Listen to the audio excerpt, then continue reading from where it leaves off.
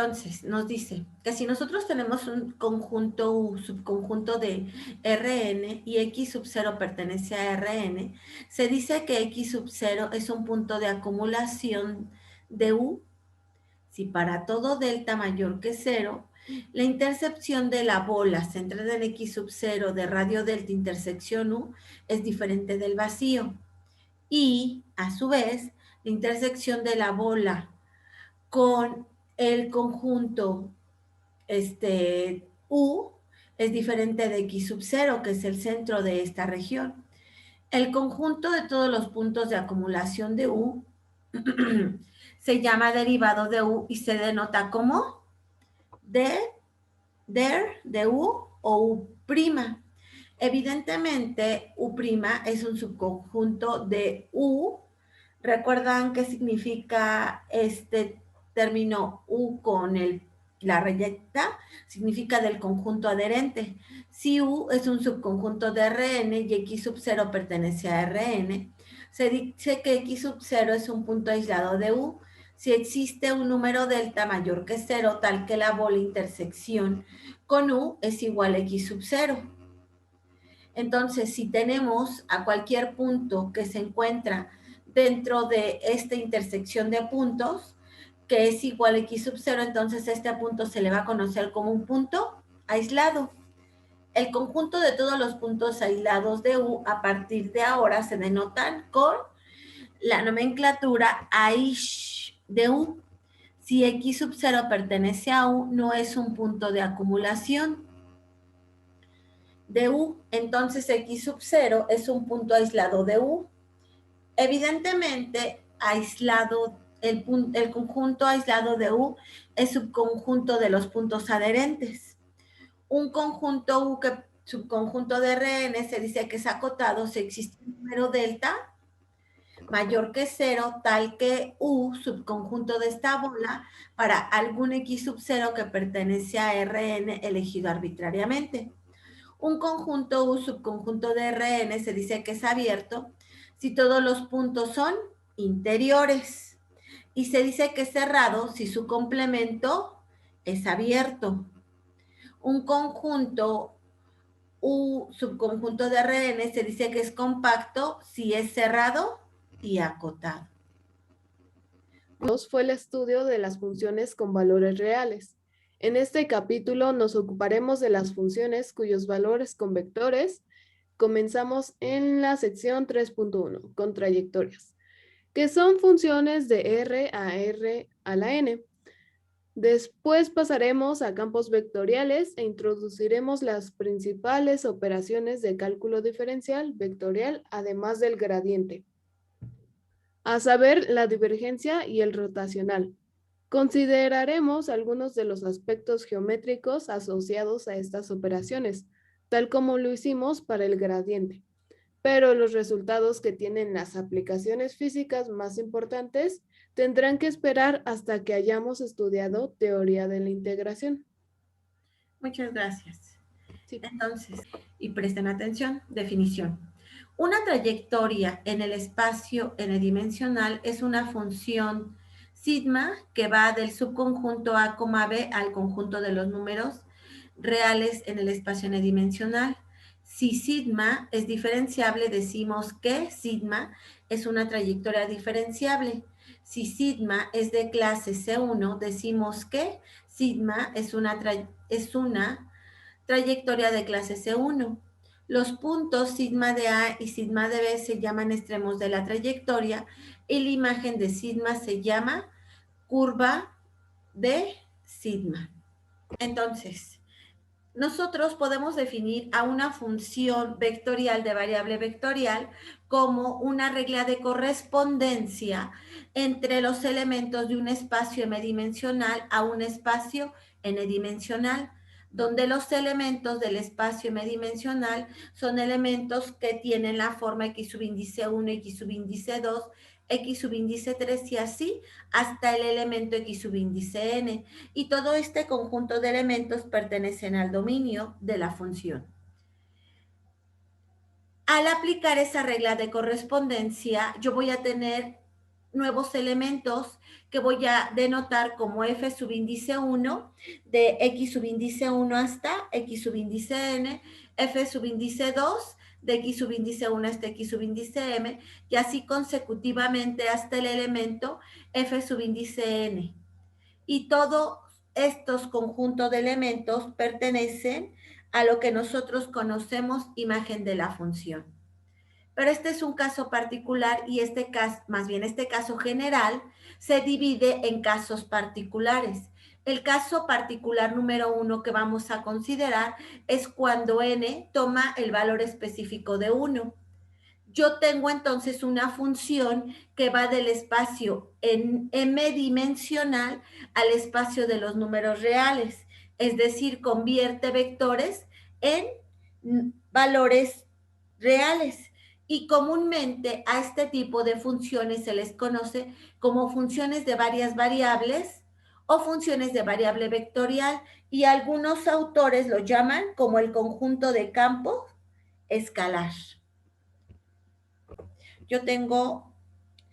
Cuando tengo el caso particular en el que mi función va de m igual a 2 a los números reales, puedo tener una función de varias variables que algunos autores suelen denotar como z igual a quién, a f de dos variables x y y, donde análogamente a lo que nosotros habíamos visto previamente, x y y son las variables del dominio y z es la variable de la imagen o rango, ¿ok? Pero puedo tener casos más generales, porque este es el caso particular en el que m, ¿cuánto vale? Aquí m es igual a 2. Pero ¿qué sucede si considero el caso específico en el que m es igual a 3? Si yo tengo m igual a 3, voy a tener una función, una variable w, igual a ¿quién? A una función que va a depender ya no de dos variables, sino de tres, x, y y z. Y tal cual lo acabamos de ver, x, y y z son los elementos del dominio y w es el elemento de la imagen. Entonces, así consecutivamente, yo puedo ir aumentando, ¿qué? El número de variables. Por ejemplo, si m es igual a 4, yo voy a tener una función, ya no, le voy a llamar una función f que va a depender de cuántas variables x, y, z y w, donde entendemos que x, y, z y w son las variables independientes y va a haber otra variable que para fines prácticos voy a llamar f, que va a ser el conjunto de las variables dependientes o que pertenecen al rango o a lo que nosotros consideramos la imagen de la función. Y así, de forma general, yo puedo representar distintos casos, bueno, distintos ejemplos de este caso número 1. Y de forma general, entonces, para una función que tenga m variables, entonces yo voy a tener la siguiente expresión, f, que es una función que va a depender de x subíndice 1, x subíndice 2, y así consecutivamente hasta la variable x subíndice m, que observo que su dominio ahora tiene m variables, pero su imagen, ¿cuántas variables tiene? Una. Y en particular este tipo de funciones, repito nuevamente, convierte vectores en escalares. Y un ejemplo muy particular de este tipo de función va a ser la que voy a escribir a continuación. De hecho, dentro de la literatura, los ejemplos más comunes que podemos encontrar son funciones de dos variables. Ejemplo.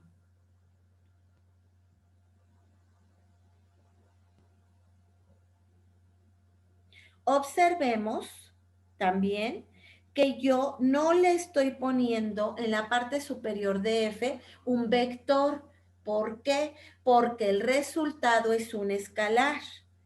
Si yo tengo f de x, y, específicamente esto puede ser igual a xy más 5.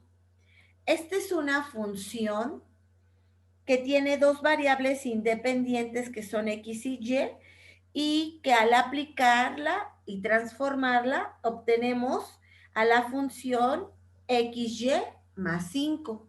Estos ejemplos son ejemplos numéricos, pero si nosotros queremos ver ejemplos de aplicación concretos de esto, pueden ser los siguientes. Supongamos que queremos representar al volumen de un... permítame, déjenme. ¿Cómo se representa el volumen de un cilindro? Nosotros recordamos en nuestra imaginación que normalmente un cilindro tiene, permítanme tantito, tiene la siguiente forma que voy a esbozar. Con ojos de amor, por favor. Y para describir el volumen de este cilindro tenemos a la variable radial y a la variable altura. Entonces, recordemos, sería pi por radio al cuadrado por h. ¿Estamos de acuerdo, chicos? Es decir, Sí. si yo observo, R y H pueden ser las variables independientes de este volumen, porque ¿qué tal si ese cilindro puede ir aumentando su volumen o no puede irse dilatando, sino contrayendo, y entonces el volumen va a ser una función del radio de la altura que va a estar expresado como lo que acabamos de escribir, como pi por radio al cuadrado por h. Este es el caso específico de una función de varias variables, ¿ok? Otro ejemplo, la temperatura. La temperatura de un cuerpo, de acuerdo, de un cuerpo o, por ejemplo, de un caso específico de los gases ideales, normalmente depende de el volumen y de la presión. Este sería otro caso específico. Si para el caso de los casos, bueno, para el caso específico de los gases ideales, tendríamos que puede ser también nRT. Por ahí, bueno, en el caso del volumen, ¿no? En el caso de la temperatura, dejémoslo así en términos, como una función específica del volumen y de la presión, dependiendo de cada forma geométrica del cuerpo. Nosotros vamos a tener lo siguiente. Caso 2. Recordemos que de forma general nosotros tenemos las funciones que están definidas que van de un espacio m-dimensional a un espacio n-dimensional. Entonces, el caso número 2 normalmente se considera cuando tenemos a m igual a 1. Cuando yo tengo que m es igual a 1, yo análogamente voy a tener una función vectorial, observen, en donde va a ir del conjunto de los reales a dónde? A un espacio n-dimensional. Y si yo quiero representar los elementos de esta función vectorial, dado que ya no tengo vector, sino únicamente R, entonces yo voy a tener funciones vectoriales de la siguiente forma. Una función vectorial en su forma explícita va a tener componentes f subíndice 1, que va a depender de una variable en los reales. No sé, y normalmente los autores le suelen llamar variable t, asociada con el tiempo. La segunda componente, f subíndice 2 de t, y así consecutivamente hasta el elemento enésimo. F subíndice N de T. ¿Hasta aquí estamos de acuerdo? Particular, lo que nos produce son elementos que ustedes ya conocen. ¿Y cómo se llaman? Vectores. Vectores. Particular, cuando tenemos n igual a 2. Hasta aquí. Ahora, ¿qué pasa si tomo el caso particular en el que n es igual a 3? Voy a tener una función vectorial que va a depender únicamente de mi variable de los reales t y va a tener ¿cuántas componentes? Una, dos componentes y finalmente 3 componentes. Casos particulares de este y ejemplos de esto.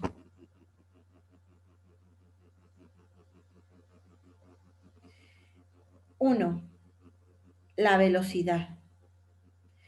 Nosotros como conocemos a la velocidad puede estar en el espacio bidimensional y entonces va a tener una primera componente que voy a llamar velocidad 1 y que puede estar asociada a la componente sobre el eje X si hablamos de coordenadas cartesianas. Y puedo hablar de la segunda componente en coordenadas cartesianas que va a tener subíndice en Y. ¿Ok? Ejemplo 2. Nosotros también sabemos que la fuerza puede tener componentes. Supongamos que está en el plano, en el espacio, y voy a suponer que tiene 3 componentes. Fuerza en X, que depende del tiempo, fuerza en Y, que depende de la variable T, y fuerza en la componente Z, que va a depender de T. ¿Ok, chicos? Y comúnmente a este tipo de campos, en su forma más general, se le conoce en la literatura como campos vectoriales.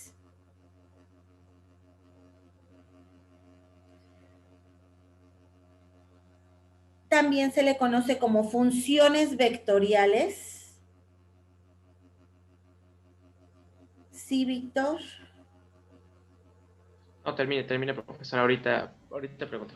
De variable vectorial.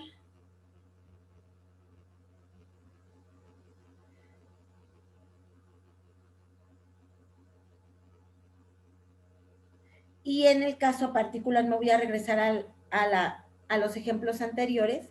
Para este tipo de funciones se le conocen como funciones vectoriales de variable escalar.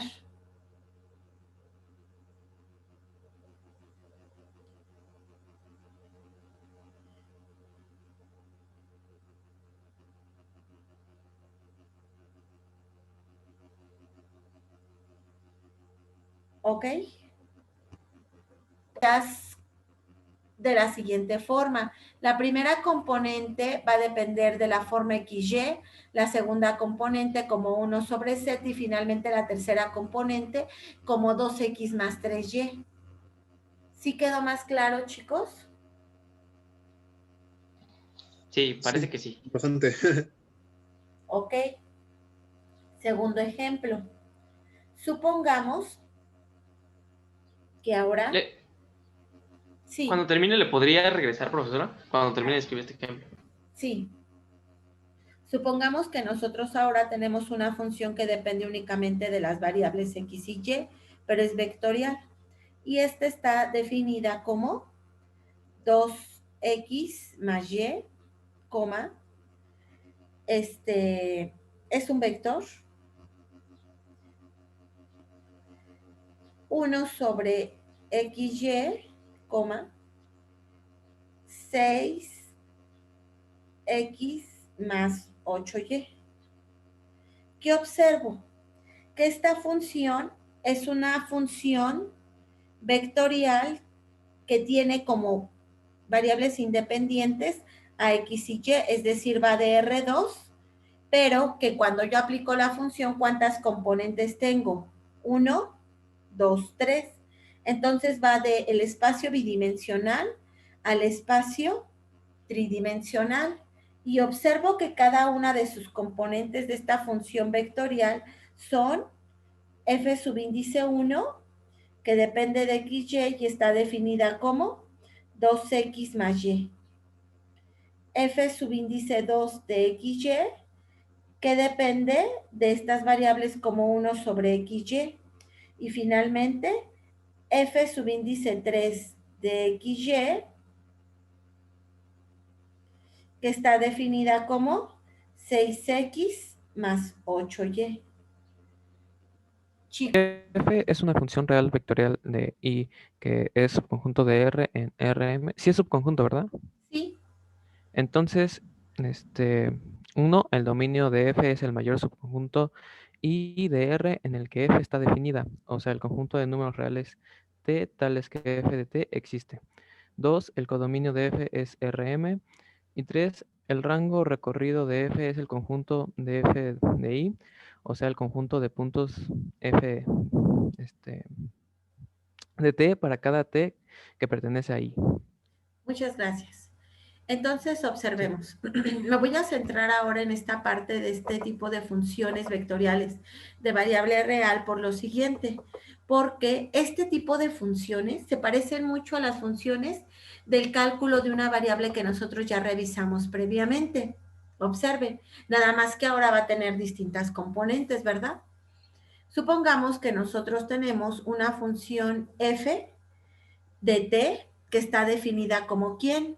Como 2 más 3t. En su segunda componente tiene a menos 5 más t cuadrada y en su tercera componente tiene a 2t cúbica. Entonces dice aquí el autor que esta función también se puede representar en términos de la base canónica como 2 más 3t en i más menos 5 más t cuadrada en j más 2t cúbica en k. Y el dominio, de acuerdo a esta propiedad que acabamos de revisar, va a ser todo el conjunto de los reales. ¿Por qué, chicos? Por lo siguiente. Me voy a adelantar un poquito y resulta ser que, a ver, si es una función que tiene vectorial al final, que solo depende de un parámetro, nosotros sabemos que el dominio de una función que tiene distintos sumandos es la intersección del dominio de cada uno de estos sumandos. En este caso son estas componentes que tenemos en I, J y K, ¿verdad? ¿Quién es el dominio de 2 más 3t? Todos los reales. ¿Por qué? Porque es una función polinomial de primer grado. Me pregunto, ¿quién es el dominio de la función 5 menos 5 más t cuadrada? Y sé que también son todos los reales. ¿Quién es el dominio de 2t cúbica? Es un polinomio de tercer grado y sé que su dominio son todos los reales. Al interceptar estos tres conjuntos, observo que el dominio de esta función en realidad van a ser todo el conjunto de los reales, tal cual lo dice aquí el autor. Dice, ya que el dominio de cada una de sus funciones componentes es R. ¿Y quién va a ser el rango? El rango va a ser la restricción que vamos a imponer sobre cada una de estas componentes para que pertenezca al conjunto de los reales. Y observamos lo siguiente, que en el caso de la primera componente para que exista, pues lo único que yo voy a decir es que esta, pues pertenece a cualquier número. En la segunda componente es que dado que tengo que despejar a t cuadrada menos 5 tenga que ser mayor o igual a 0, despejando a t específicamente, obtengo que t es mayor o igual que más menos la raíz cuadrada de ¿quién?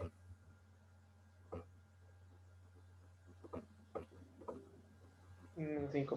De menos 5, lo cual equivale a decir específicamente que esta componente W2 tiene que ser mayor o igual que menos 5.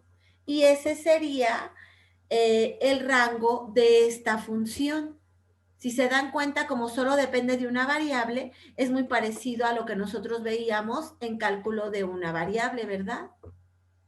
Esto es una función, profesora, del tipo R1 que va hacia R3, ¿verdad? Así es, en este caso, aquí nosotros tenemos, tal cual usted lo acaba de comentar, una función que va de los reales, es vectorial, me faltó el vectorcito para hacer hincapié. ¿A dónde? ¿Cuántas componentes tiene? 3. Va de los reales a R3. ¿Sí estamos de acuerdo, chicos? Sí. Muy bien. Ahora veamos otro ejemplo. Aquí nos dice el autor que hay que dibujar la curva plana que representa la siguiente función vectorial de variable real definida como ¿quién? De la siguiente forma. Está definida f de t como la primera componente coseno de t, la segunda componente como 3 veces seno de t. Y observamos que t específicamente está definida entre los valores de 0 y 2pi. Entonces, yo asocio, dado que tiene dos componentes, esta función vectorial de variable real, yo la puedo representar geométricamente en el plano XY. Entonces, asocio la componente X a coseno de t y la componente Y a 3 veces seno de t. Dado que t varía entre 0 y 2pi, al tomar distintos valores, yo observo un comportamiento como el que se observa en esta figura. Pero es aquí donde vamos a ver justamente una de las preguntas que ustedes realizaban. ¿Cómo yo puedo saber cuál es la parametrización específica? De la siguiente forma. Aquí observen. ¿Ya se dieron cuenta que esta representación está en términos de coordenadas polares, chicos? Nada más que ahora en vez de que aparezca teta como el ángulo, ¿quién va a ser mi ángulo? El parámetro t. Entonces, ¿qué les parece si yo tomo a la variable x, le elevo al cuadrado y luego le sumo? Bueno, tomo a la variable y y la elevo al cuadrado. Cuando yo realizo eso, ¿qué obtengo? X cuadrada es igual a coseno cuadrado de t. Y del lado, bueno, y por parte de la variable y, obtengo y cuadrada igual a 9 seno cuadrado de t. ¿Estamos de acuerdo, chicos? ¿Qué les parece si despejan a coseno cuadrado y a seno cuadrado? Y entonces ustedes obtienen que al sumar ambos términos, ¿esto a qué va a ser igual? A 1. Y así como está representada esta expresión, ¿qué nos representa? Esta ecuación corresponde a una elipse. Una elipse vertical. A una elipse de forma vertical centrada en el origen. De hecho, esta ecuación, así como está escrita, es la forma canónica de una elipse. ¿Cierto o no, chicos? Esta parametrización es una de las parametrizaciones más comunes que ustedes pueden encontrar en la literatura. ¿Sí estamos de acuerdo? Lo siguiente. Va a igualar en esa parte en donde se intersectan las dos superficies, se igualan las ecuaciones en Z. Y entonces obtiene que 1 más y es igual a la raíz cuadrada de x cuadrada más y cuadrada. ¿Estamos de acuerdo, chicos? Sí, igual entonces. Ajá, iguala. O lo que equivale a tener, si nosotros de aquí, no sé, elevamos al cuadrado cada uno de los términos. Si elevamos al cuadrado cada uno de los términos del lado izquierdo, ¿qué obtengo? 1 más y al cuadrado y del lado derecho x cuadrada más y cuadrada, ¿verdad, chicos? Mejor lo escribo. 1 más y cuadrada, perdón, elevado al cuadrado. Y del lado derecho de la igualdad obtenemos x cuadrada más y cuadrada. Elevo al cuadrado ese binomio que tengo del lado izquierdo de la igualdad. Cuando elevo al cuadrado me queda 1 más 2 veces y más y cuadrada. Igual a ¿quién? A x cuadrada más y cuadrada. ¿Todos me van siguiendo hasta aquí, chicos? Sí. Sí. Ahora, Y ya vi por qué se elimina la y cuadrada. sí. Sumamos términos semejantes, se nos suman 0 y cuadrada con y cuadrada y nos queda únicamente este término que pone el autor. 1 más 2y es igual a x cuadrada. Al despejar a la variable y, ¿qué observamos? Que y es igual a x cuadrada sobre 2 menos 1/2. ¿Hasta aquí estamos de acuerdo, chicos? Sí. Muy bien. Ahora, ¿qué realizamos? Lo siguiente. Voy a llamar a x el parámetro t. Cuando yo hago eso, ¿qué observo? Que si x es igual a t, entonces ya que va a ser igual, chicos, a t sobre 2 menos 1/2. Y más aún, ya puedo representar también a z en términos de t. Entonces yo voy a obtener que z es igual a, en una de las expresiones que nosotros veíamos en la parte de arriba, como 1/2 más t medio sobre 2. ¿Sí estamos de acuerdo, chicos? Sí. Y entonces, si yo considero que f de t tiene componentes x, y y z, entonces voy a tener que una función vectorial que va a describir a esa intercepción de estas dos curvas, ¿quién va a ser? F de t igual a la primera componente que es t, la segunda componente que es t medio sobre 2 menos 1/2 y la tercera componente que es z, que es 1/2 más t medio sobre 2.